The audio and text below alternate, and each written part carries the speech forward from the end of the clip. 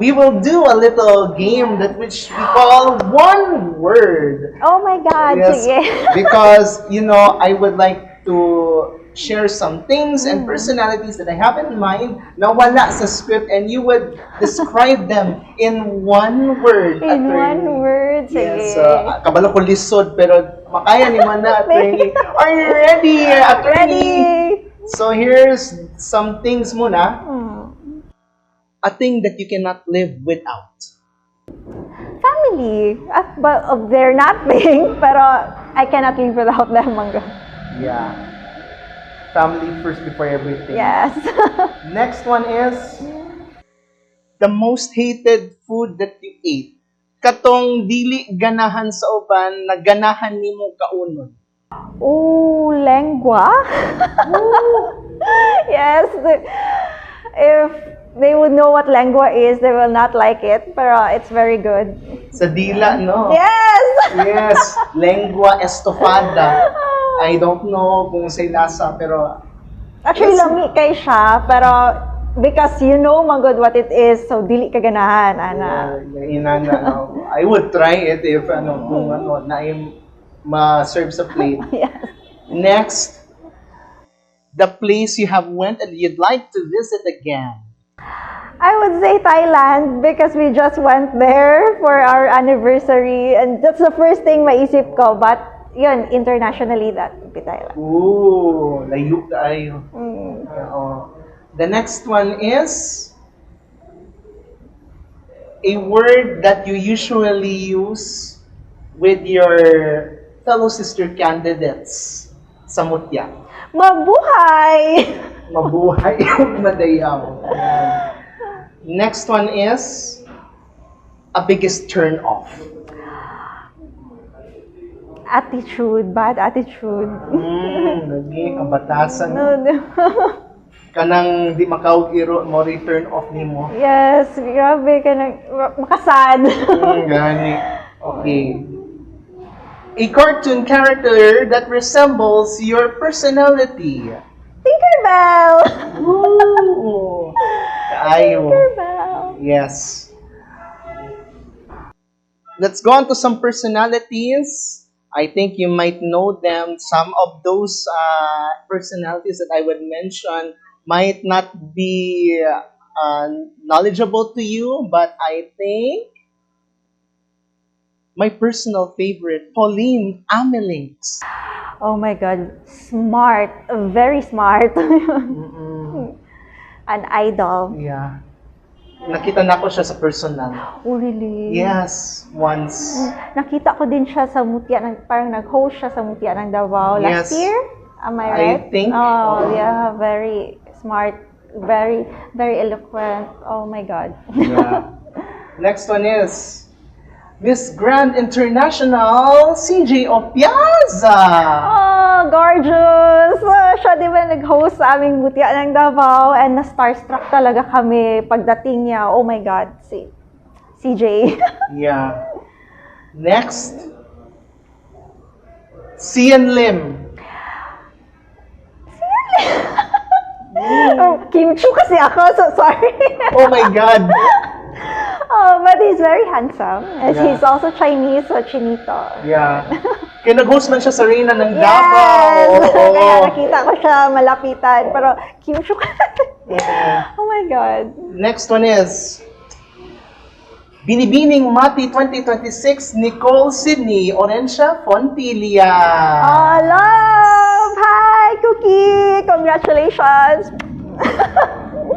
We're very close sa Mutya ng Davao 2026 and I'm very happy that she's crowned Binibining Mati. She deserved it so much. Yeah. Yeah. So the one word for Cookie is Love. I love her. love. Love. Yeah. Love you, Cookie. Yeah. Kay kabatchman nimo 2 years ago. Yes, and very humble yan siya. If you do not know her, very humble. Basta ayaw lang kay wingig yun. Because karate is the black belt kasi siya. Taekwondo man na. Next is The first plus size Mutya, Hana Mage Picho. Oh my God, an inspiration. She is an inspiration. And congratulations, Mutia Hana, for the recently concluded recital.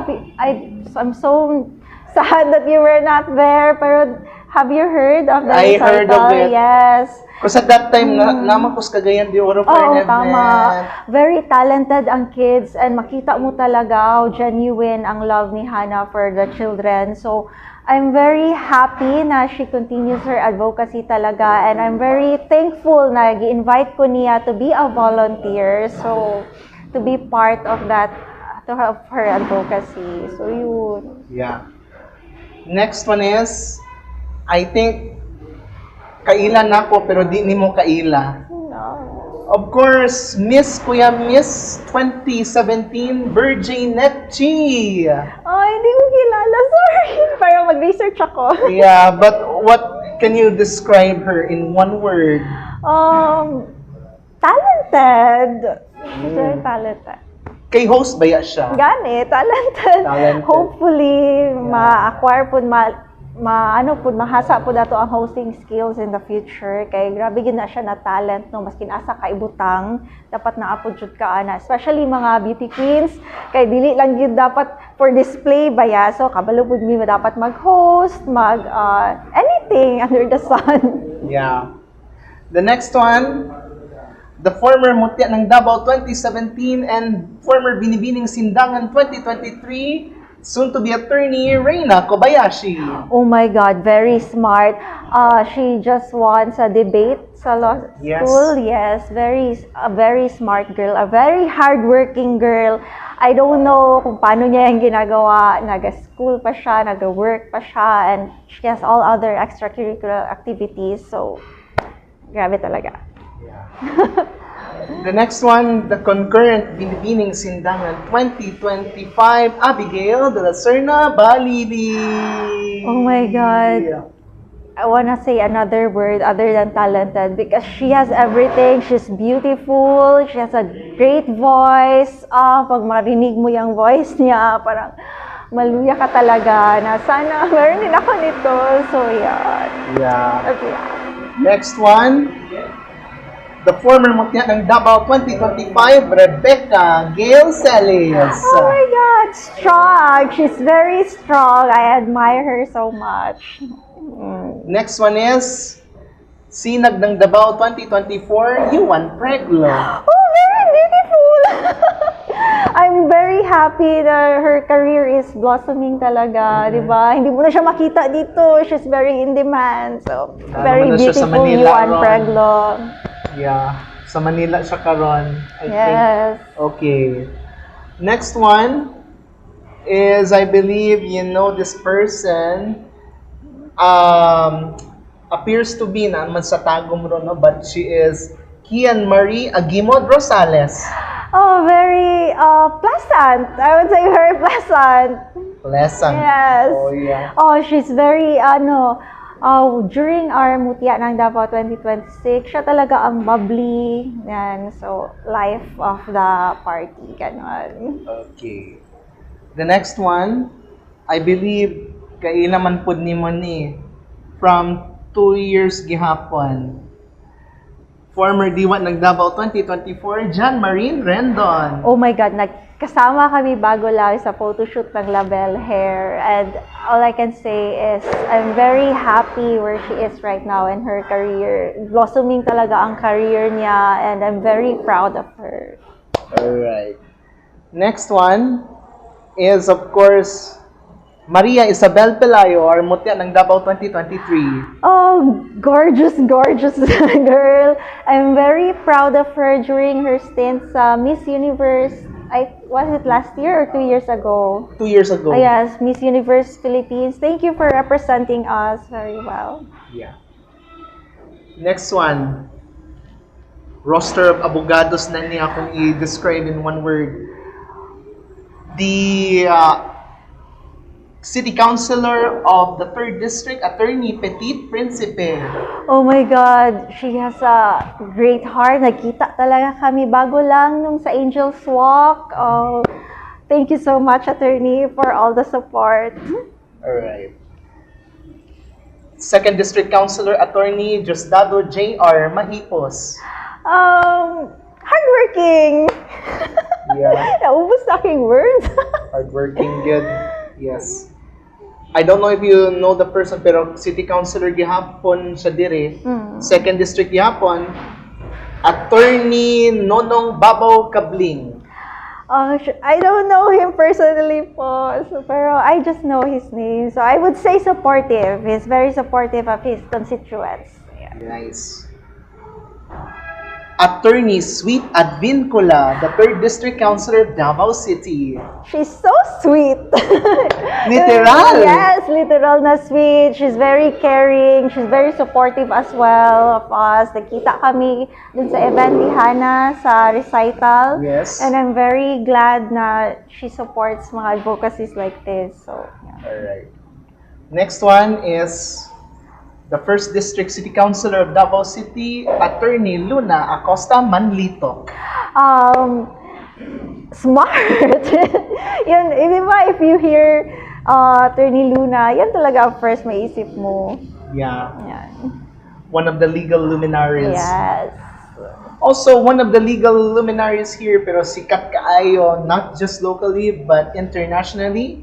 Attorney Israelito Bobet Torion. Go. It's very strong. Go lang. Yeah. Another legal luminary, syempre, it's Attorney Raymond Batu.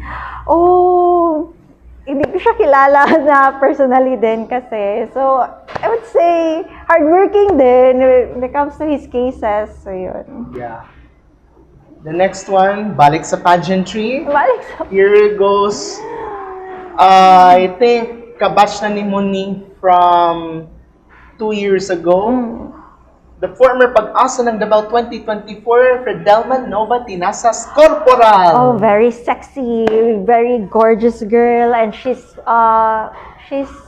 joining Mutian ng South Cotabato. Go for gold, Nova. So, oh my God, have you seen her photos recently? Yes, guwapa, pura buyag. Buyag, buyag. Yeah. The concurrent patnubay ng Davao 2026, Robin Grace Ridauli. Oh, gorgeous baby! I miss you, Rob! Yeah. Siya kasi always ko nakakasama. Hindi naman pinaplano all the time, pero usually pag may mga events, kami ang nakakasabay. So, I'm closest to her talaga. I miss you, Rob! The former muti ng Davao 2009, Attorney Resi Rizada Nolasco. Oh my God, she's an inspiration. Idol. Idol talaga ng everyone. Attorney Resi is very smart, very eloquent, and she's also very, very kind. Kahit makita mo yan siya, misconception is, masungit si Attorney Resi because always siya nagja-judge, di ba? So, always siya makita na focus masyado, but she's very kind. Yan. The concurrent pag-asa ng Davao 2026, Serlene Presidias Cabane. Serlene is very hardworking. Makita mo yan siya kahit absent siya sa event. Pero kasi marami siyang kailangan gawin sa internship niya. Marami siyang tinatapos. So kaya hindi kami masyado nagkakasama. But she's very lovely, a lovely girl. Love you, baby. Oh, baby squid lahat. Next one is the concurrent D1 ng Davao 2026, Joanna Marie Salado Ubas. Yes, our very eloquent baby, baby Josh. She just graduated and I'm very proud of her. Congratulations, Jo! Right. The concurrent mutya ng Davao 2026, Hannah Mary Gicale Corlancheril. Yes, our mutya. Love, our mutya. She's very, she's very bubbly as well. Kung makita mo yan siya, very natural sa aming conversation. So, pag magkakasama kaming lima, actually, happy lang kami. Masaya naman. Tawa lang kami ng tawa. Ganyan. Okay. Sa atong atubangan, Attorney Blue Ventosa. Oh my God. Give him one word. Grabe na pressure na. Oh, but I'm very thankful, siguro. The word is I'm very thankful. Thank you for giving us your time po. And as you've said, during weekends, Canadian ka po dapat, but you are here. So, thank you so much. One word niya? Oh. Oh, na pressure ko. Kind na lang. Kind lang. Generous. Oo. Kay generous siya sa kanyang time. Yes, okay. Next one, the concurrent Hiyas sa Kadayawan 2025 City Norhana Sangkaan. Oh, very lovely girl. Nagkita kami, nagkausap talaga kami during shoot ng Dual Davao. So, she's a very lovely girl. Yeah. The former Hiyas sa Kadayawan 2024 Shane Marie Awe. Hindi kami kasama pa yata. Hindi pa Not kami yet. nagkasama. Pero, but if you give her one word, Ano ba? Ano ba dapat ang word? Naubusan na ako ng word. Beautiful, I guess, because she's not just beautiful outside, she's beautiful inside and out. Kita mo naman especially mga reigning hiyas natin, grabe sila when it comes to their advocacies. Yung recently, meron silang ginawa yung advocacy ko, share ko, tribo ko, ganun. Yeah. So, makita mo talaga that they're really passionate about what they do. right. The next one is my favorite woman of the momentum, our Philippine Vice President, Sara Duterte. Very strong, independent woman. And she is an inspiration to all of us, Dabawenyas, that whatever you do, you just do well. You stay strong and you fight for what you believe is right. Alright. The next one is the former Mutiat ng Davao 2010 and Miss Philippines Year 2019, Janelle P. Intelligent. Na-meet mo ba siya? Yes, in person. Yes. And she looks very young. Grabe, no? Nag-judge siya ng mutya ng Davao namin. Yes. Nakita ko siya again. Oh my God. It's like, hindi, kung anong itsura niya before, she's more younger na talaga ngayon. And she's more beautiful. And actually, makita mo pag product talaga ng Davao City, di ba? Very talented. Ngayon, she's not just Miss Earth siya, di ba? Yeah. And she's also an actress. So, ang layo na ng narating niya. Nice. Yes. Very gwapa po na buyag. Buya. Di lang na ako isulti kung asan ako nakitaan sa movie, pero kabalon ako. Next one, second to the last. Siyempre, I don't know kung nakita man mo siya, pero nakita na ko siya sa personal. Cinderella Obenieta. Oh my God, nakita ko lang siya sa photos kasi Team Rodney din siya. Before. Other Cindy pala yun. Cindy yung nanalo internationally, right? Miss Intercontinental. Yes, very kumakain ng mic. Nakita ko siya during, talaga, sa TV. Nakita ko yung crowning moment niya and nakasabi talaga ako, oh my God, very smart woman. Yun talaga nangangain ng mic. So yun, tumatak talaga yun sa akin. I saw her in person, good. Because she's currently the Provincial Tourism Officer of Misamis Oriental. Right now. Yes. Grabe. Ay, nakita mo siya nung nagkagayan ka? Yes. Oh, okay. Alright. And of course, last but far from least, Kadang Pangcarlo Delier, describe me in one word. Amazing! Grabe. I'm really amazed of how supportive you are of not just our mutya, all our queens here in Davao. And I'm very thankful that you give us time, for the public to know us, you get to know us, and you want really for people to understand what we do. So I'm very grateful. So what an amazing person you are. Thank you very much. Alright, so that's about it for one word.